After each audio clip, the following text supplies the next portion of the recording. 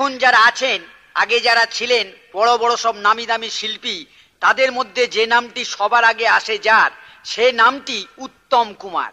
একদিন এই উত্তম কুমারকে নিয়ে ঘটল একটা মজার ঘটনা। গাড়ি টাড়ি সেদিন কিছু ছিল না।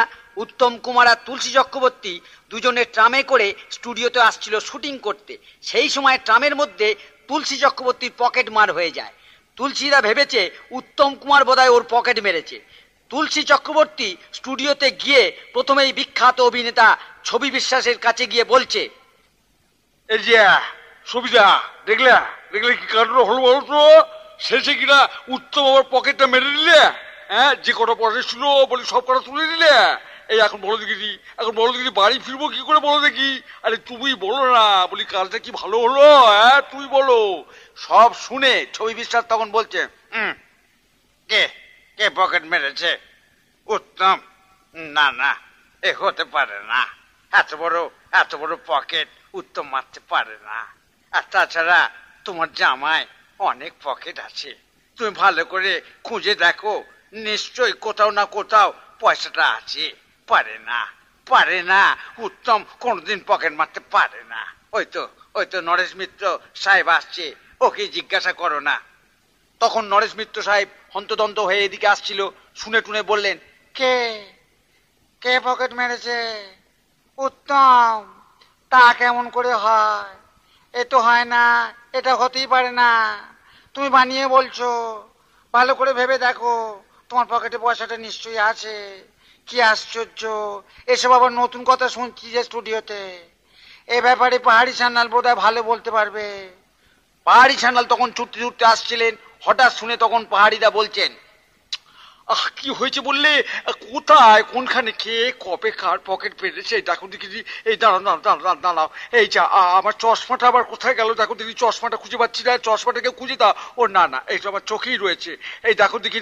হ্যাঁ, কি বললে উত্তম পকেট পেরেছে? না না না, তা কেমন করে হবে, এ আবার কি করে হয়, এটা সম্ভব হয় না। এক কাজ করো, তোমরা বরঞ্চ ওই কমল মিত্রকে জিজ্ঞাসা করো, কমল মিত্র ভালো করে বলে দেবে। এই সব শুনে তখন কমল মিত্র মেকআপ দিচ্ছিল। মেকআপ নিতে নিতে তখন কমল মিত্র বলছেন, শুনলাম উত্তম নাকি তুলসীদার পকেট মেরেছে। বেশ করেছে, ওই রকম বড় বড় পকেট জামায় থাকলে যে কেউ পকেট মারবে, এতে লজ্জার কোনো কিছু নেই। এই তো হরিধন বন্দ্যোপাধ্যায়, ওকে জিজ্ঞাসা করে দেখো না, ওই তো সব বলে দেবে। কি হয়েছে? উত্তম পকেট মেরেছে, এই মরেছে, এই যে চাঁদের হাটে বাঁধ ভেঙেছে।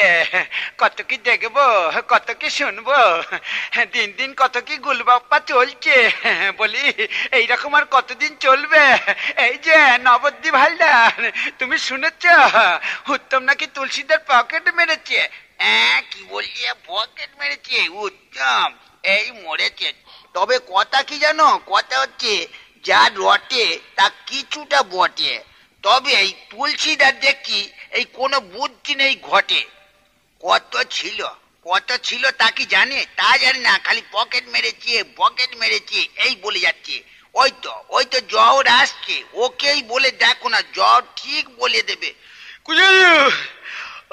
কি হচ্ছে কি, এই যে বলি, এই দেখো দেখি তোমরা সব এখানে। কি আশ্চর্য, ওদিকে উত্তম তোমাদের সব ডাকছে।